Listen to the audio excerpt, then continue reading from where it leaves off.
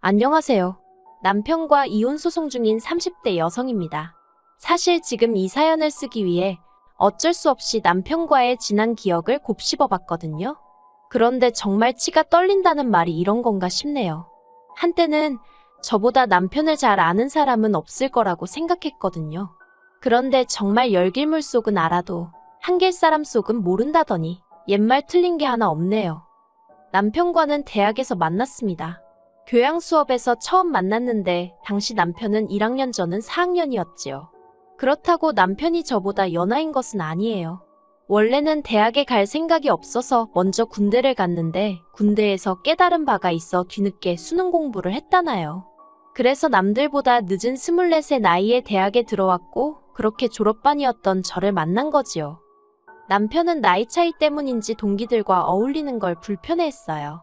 동갑이었던 저나 제 동기들을 상대적으로 편하게 느끼는 것 같더라고요. 하지만 저희는 저희대로 남편이 신입생이다 보니 어울리는 게 편치 않았고 게다가 같이 수업을 들은 건 한 번뿐이었으니 친해질 만한 시간도 이유도 충분치 않았달까요. 아무튼 그렇게 저는 졸업을 했고 이후로 한동안 남편의 소식은 들려오지 않았지요. 그리고 솔직히 그렇게 우연히 재회하기 전까지는 어떻게 사는지 잘 지내는지 그런 것조차 딱히 궁금하지 않았어요. 그러다 남편과는 학교 졸업 후 7년 만에 아는 선배의 결혼식장에서 다시 마주쳤습니다. 솔직히 저는 남편을 알아보지 못했는데 남편이 용케 저를 알아보고 아는 체를 해왔지요. 마침 저는 저대로 식장에서 결혼식 주인공인 선배를 제외하곤 아는 얼굴이 없어서 퍽 난감해하고 있었거든요. 그래서 그런 남편이 그 순간만큼은 얼마나 반가웠는지 몰라요. 저희는 자연스레 그간의 소식을 주고받았고 서로의 연락처도 교환했네요. 결혼식장에서 나와 헤어지면서 인사치레로 다음에 밥이나 한번 먹자고 했거든요. 그런데 그 말을 핑계로 남편이 하루가 멀다 하고 언제 볼 수 있냐며 연락을 해오기 시작하대요. 그리고 그 만남을 계기로 저희는 결국 연인 사이가 되었고 3년의 연애 끝에 결혼이라는 결실을 맺게 되었습니다. 하지만 결혼에 이르기까지 그 시간이 순탄했던 것만은 아니에요. 사실 남편과 제가 처한 상황이 다르다 보니 제가 언젠가 한번 헤어지자고 했었거든요. 처음 헤어지잔 말이 나왔던 건 경제적인 이유 때문이었어요. 남편과 재회를 했을 당시 남편은 다니던 회사를 관두고 공인회계사 자격시험을 준비하고 있었습니다. 반면에 저는 대학교를 졸업하자마자 취업에 성공해 회사원으로서 비교적 안정적인 생활을 이어가고 있었지요. 그리고 사정이 그렇다 보니 데이트를 하게 되면 아무래도 제가 비용을 많이 내게 되더라고요. 그게 아니면 먹고 싶거나 가고 싶은 곳을 다음으로 미루거나 포기를 해야 했고요. 그런데 이런 데이트 방식이 저에게는 솔직히 부담스러웠던 게 사실이에요. 그래서 남편에게 일단 시험에 합격하고 나서 다시 만나자고 조심스레 애둘러 이별을 고했습니다. 그리고 저는 남편도 이런 제 사정을 충분히 이해했을 거라 생각했어요. 하지만 그게 아니었던 모양이에요. 헤어진 지 일주일도 되지 않아서 남편이 저희 집 앞으로 찾아왔거든요. 퇴근하는 저를 붙들고는 엉엉 울면서 공부에 집중을 할 수 없답니다. 안 지나서나 제 생각만 난다고요. 그러면서 자기 시험 끝날 때까지만 옆에 있어주면 안 되겠냐는 거예요. 사귀는 내내 가진 것도 없으면서 자신만만하던 사람이었는데 그렇게 무너지는 모습을 보여줄 줄은 몰랐어요. 그래서 마음 같아선 정신 차리라고 모질고 매정하게 말해주고 싶었는데 그 말을 차마 입 밖으로 꺼낼 수가 없었네요.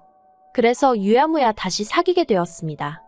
하지만 결국 남편은 1차 시험조차 통과하지 못했어요. 그 원망은 오롯이 저에게 돌아왔고요. 제가 자기를 불안하게 해서 자기가 수험 기간 내내 마음 편히 공부에 집중할 수가 없었다나요. 어이가 없고 억울하긴 했지만 헤어지자고 했던 건 사실이었잖아요. 그리고 그때는 정말 제가 남편에게 세뇌라도 당했던 건지 실제로 미안한 마음이 들기도 했고요. 그래서 한 번 더 해보겠다는 남편에게 열심히 해보라는 말 외에는 달리 할 수 있는 말이 없었습니다. 지금 생각해보면 남편이 뭐라건 간에 어쨌든 시험은 끝났으니 약속대로 헤어지자 했어야 했는데 말이지요. 아무튼 그렇게 남편은 1년의 시간을 다시 한번 시험에 쏟아부었어요. 하지만 결과는 달라지지 않았지요. 그리고 그때는 남편 생각에도 달리 핑곗거리가 없었던 모양입니다. 갑자기 취업을 하겠다고 그러더라고요. 그리고 남편은 정말 보란듯이 한 달 만에 취업에 성공했어요. 비록 이름난 대기업은 아니었지만 그래도 꽤 건실한 무역회사였지요. 결혼식을 올리고 나서야 아버님 지인이 계약직으로 채용해 주신 걸 알게 되었지만 아무튼 그때는 한 달도 안 돼서 직장에 들어가는 걸 보고는 평생 믿고 같이 살아도 되겠다는 생각이 들더라니까요.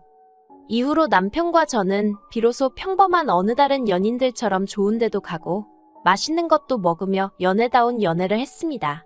지난 2년이 고생스러웠기 때문인지 뭘 해도 즐겁고 재밌더라고요. 그리고 그런 와중에 자연스럽게 결혼 이야기가 나왔습니다. 3년의 연애 중 가장 좋았던 시기였으니 재보고 말고 할 것도 없었지요. 결혼 준비를 시작하고서 서로 재정 상황을 오픈했는데 남편은 저보다 사회생활도 늦게 시작한 데다가 수험 기간도 있다 보니 모아둔 돈이 많지는 않더라고요. 까놓고 말해서 제가 모은 돈의 절반도 되지 않았지요. 그리고 저도 평범한 사람이다 보니 겨우 이 돈 가지고 결혼하자는 소리를 한 건가 그런 생각도 들더라니까요. 솔직히 생각지도 못한 문제가 특히나 금전적인 부분에서 하나둘씩 발견되다 보니 결혼을 하는 게 맞나 싶더군요. 파혼까지는 아니더라도 남편이 좀 더 돈을 모은 다음에 식을 올리는 게 낫지 않을까 그런 생각도 들었고요.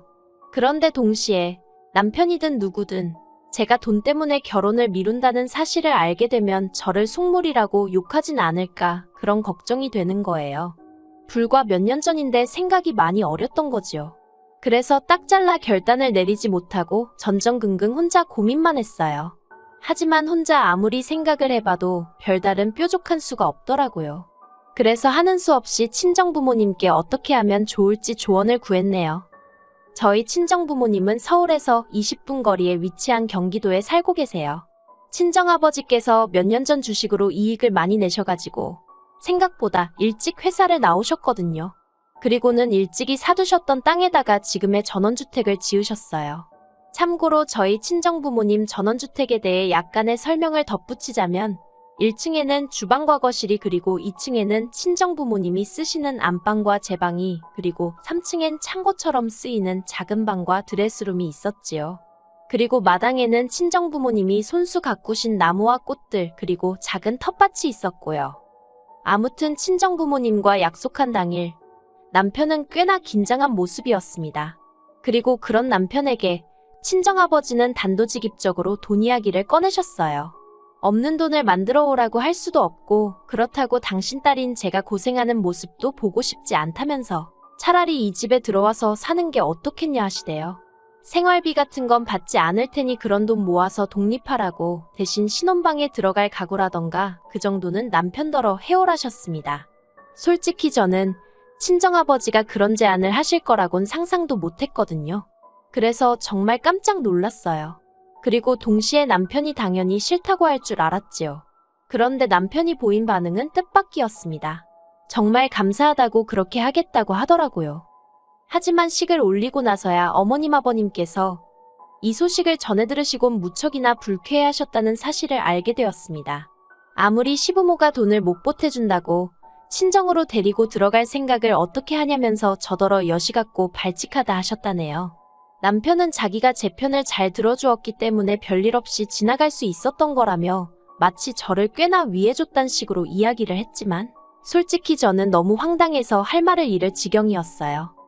하지만 이미 식까지 올린 상황에서 어머님 아버님께 따지고 들며 시시비비를 가리자고 할 수도 없잖아요.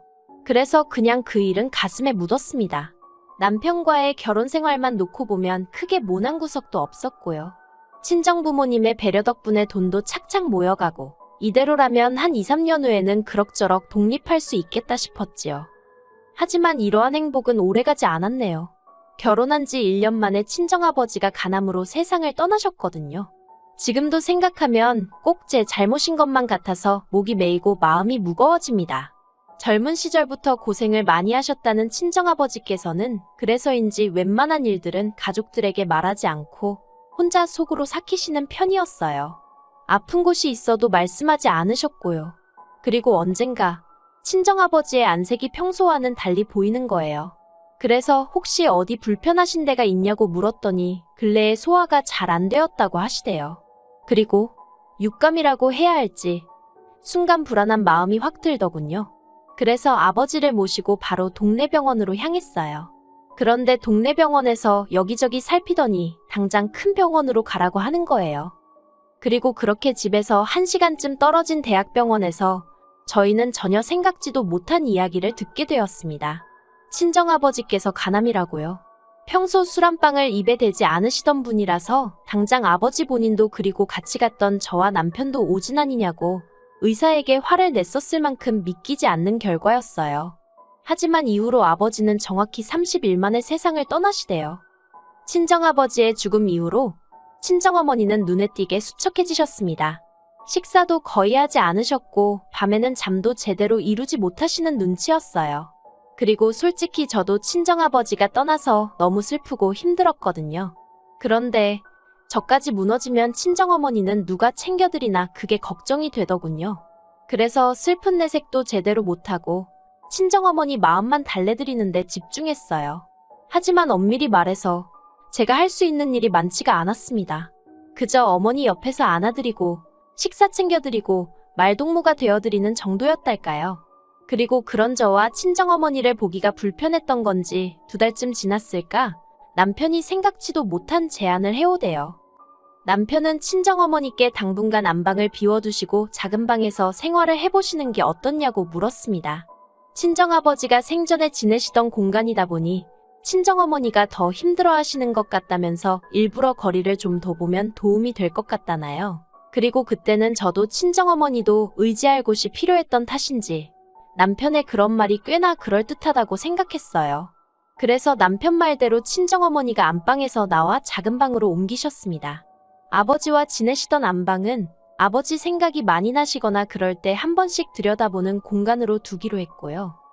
그런데 그렇게 친정어머니를 작은 방으로 모시고 며칠 되지 않았던 때였어요. 남편하고 같이 방에서 TV를 보고 있었는데 뜬금없이 시부모님 이야기를 꺼내더라고요. 2분 사시는 전셋집 계약이 끝나가는데 계약금을 올려달라고 했다는 거였지요. 그래서 그러면 앞으로 어떻게 하냐고 대출이라도 받으셔야 하냐고 물었습니다.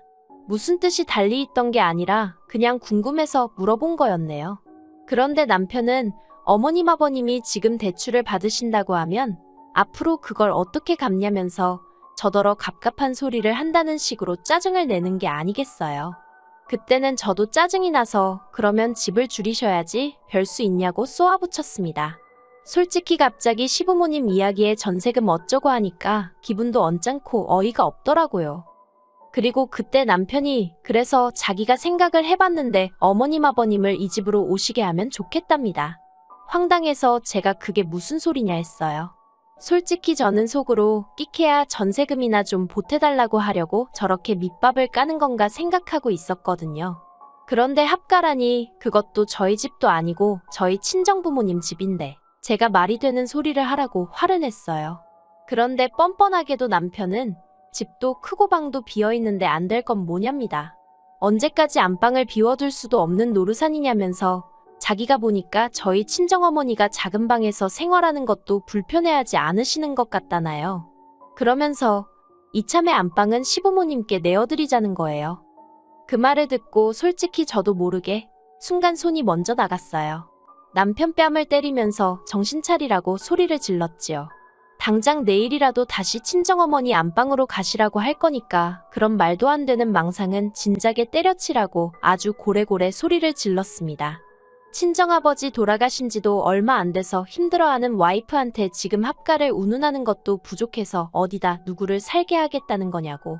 그리고는 제가 남편더러 뻔뻔해도 정도가 있어야 할 거 아니냐고 화를 냈네요. 그러자 남편도 저를 한 대 때릴 기세로 손을 들더니 이제 장인어른도 돌아가셨고 이 집의 남자라곤 자기 하나 아니냐면서 앞으로 큰 결정은 자기 뜻에 따르랍니다. 그리고는 욕을 하고 1층으로 내려가는데 정말 내가 알던 사람이 맞나 싶을 정도로 사람도 달리 보이고 한마디로 어찌할 바를 모르겠대요. 솔직히 이후로 남편이 꼴도 보기 싫었어요. 남편이 벗어놓은 양말 한 짝까지 다 갈갈이 찢어놓고 싶었을 만큼 남편이 싫었네요. 하지만 하루 종일 집에 계시는 친정어머니께 남편이 행여나 해코지라도 하지 않을까 걱정도 되었고 그래서 일단은 이혼이고 뭐고 그런 건 생각도 못하고 오로지 친정어머니만 챙기느라 마음이 급했습니다. 그렇다 보니 원치 않았어도 남편 비위를 맞춰주는 일이 생겼고, 그러니 남편은 남편대로 제가 자기한테 시쳇말로 쫄았다고 생각했나 봐요. 날이 갈수록 아주 자기가 이 집에서 모나 되는 것 마냥 주인 행세를 하질 않나? 정말 가짠터라니까요. 그리고 기어이 남편이 저를 폭발하게 만들었습니다. 그날은 친정어머니의 생신이었는데 원래대로면 집에서 한상 차려드렸을 거예요. 하지만 남편 때문에 그러고 싶지가 않대요. 음식을 차려놓으면 남편도 처먹을 텐데 그 꼴이 보기 싫었거든요. 이렇게 쓰면서 돌이켜보니 정말 남편이 싫었던 모양입니다. 헤어지는 건 하루 이틀 시간 문제였던 거지요. 아무튼 그래서 친정어머니를 모시고 고급 레스토랑으로 향했어요. 식사를 마치고는 친정어머니 아래 위로 옷 한 벌도 해드릴 생각이었지요. 그런데 식사를 마치고 차에 올라탔는데 어머니가 속이 별로 안 좋다고 하시는 거예요. 쇼핑도 생각이 없으시다고 그냥 집으로 갔으면 좋겠다고요. 그리고 생각해보면 정말이지 친정어머니 덕분에 살았다고 해도 과언이 아닙니다. 아쉬운 마음을 뒤로하고 집에 도착했을 때였어요. 현관에 들어가는데 집안이 시끌시끌. 이게 무슨 일인가 싶대요. 그리고 2층에서 저는 충격적인 장면을 보았습니다. 안방에서 남편이 어떤 아저씨와 친정부모님 가구를 드러내고 있는 게 아니겠어요. 옆에는 시부모님이 서 계셨고요. 제가 황당해서 이게 무슨 상황이냐고 물었습니다. 그러자 남편이 시부모님 모시고 온다고 했던 거 생각 안 나냐고 되려 저에게 소리를 치대요. 그래서 남편 옆에 있던 아저씨에게 여기 집주인이 저희 어머니신데 지금 누구 허락을 받고 이러고 계시냐고 물었습니다. 그러자 그 아저씨가 화들짝 놀라면서 하는 말이 여기 젊은 사장님이 자기 집이라고 했다면서 기존 가구 다 빼서 처분하고 시부모님 짐으로 채우라고 그랬다는 거예요. 이삿짐차도 근처에 거의 다 도착했다나요. 제가 친정어머니더러 작은 방에 가 계시라 했습니다. 경찰도 부르라고요. 시부모님은 시부모님대로 이게 무슨 상황이냐면서 저에게 소리를 지르기 시작하셨습니다. 이제 와서 여기 못 산다고 하면 당신들은 어디로 가란 이야기냐며 여기 살게 되는 줄 알고 짐도 다 빼왔다고 못 나간다고 배째라 하시대요. 그리고는 원래 아들 없는 집에서는 사위가 아들 노릇하는 거고 장인이 죽었으면 이 집 가장은 자기 아들이 맡는 건데 그러면 아들이 자기 부모 좀 모시고 살 수도 있는 거랍니다. 결국 안 되겠다 싶어서 돈 한 푼 없이 아들만 맨몸으로 덜렁 장가 보내놓고 이제 와서 사돈 재산을 탐내시냐 했습니다. 이래서 수준 안 맞는 집구석하고는 상종을 말았어야 한다고. 저도 그런 말까지 제가 하게 될 줄은 몰랐어요. 그러자 남편이 저를 때리려고 또 다시 손을 들었는데 그건 다행히 옆에서 짐 빼고 계시던 아저씨가 무슨 짓이냐며 남편을 막아서 주셨지요. 듣자 하니 지금 막무가내로 남의 집에 눌러 앉겠다 하는 것 같은데 그러는 거 아니라면서 제 편도 들어주셨고요. 그리고 그때 경찰이 도착했습니다. 왜인지 그 아저씨는 저보다 더 열과성을 다해서 경찰에게 상황 설명을 하시더라고요. 나중에서야 제가 자기를 고소하기라도 할까봐 걱정이 되기도 했고 당신도 시집 보낸 딸이 있어서 그랬다는데 아무튼 감사한 일이었지요. 경찰의 개입으로 상황은 일단락이 되었습니다. 친정어머니가 남편에게도 시부모님에게도 당신 집에 있는 거 싫으니 나가달라고 하셨고 경찰도 집주인이 싫다 하면 별 수 없다면서 짐 챙겨 나오라고 했거든요.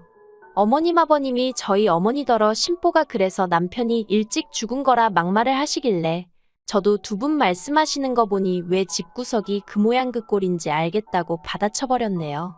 그 나이 되도록 뭐하고 사셨길래 아들 재산도 아니고 사돈 재산에 침을 바르려고 하냐고요. 그러자 남편이 경찰이 있는데도 또 손을 들어서 경찰에게 제지를 당했고 난장판도 그런 난장판이 없었습니다. 그리고 이후로 저는 남편을 고소했고 이혼 소송을 시작했어요. 서로 못 볼 꼴을 다 본 상황이라서 웬만하면 협의 이혼을 하려고 했는데 친정아버지가 친정어머니 앞으로 남긴 그 전원주택의 절반을 자기에게 달라는 말도 안 되는 소리를 짓거리면서 버텨가지고 방법이 없었네요. 그래도 제가 이길 거란 확신이 있기에 지금 이 시간이 지겹긴 해도 걱정은 되지 않습니다. 그리고 친정어머니는 친정아버지와의 추억이 그립고 아쉽지만 집을 팔기로 하셨어요. 집을 팔고 서울에 있는 아파트를 사서 저랑 둘이 살기로 했거든요. 하늘에 계신 친정아버지께서도 충분히 이해해 주실 거라 믿습니다. 한편 후기라고 해야 할지 멋대로 전세 빼서 서울에 살림살이 다 싸들고 올라오신 어머님 아버님은 결국 반지하 빌라에 전세로 다시 들어가셨고요.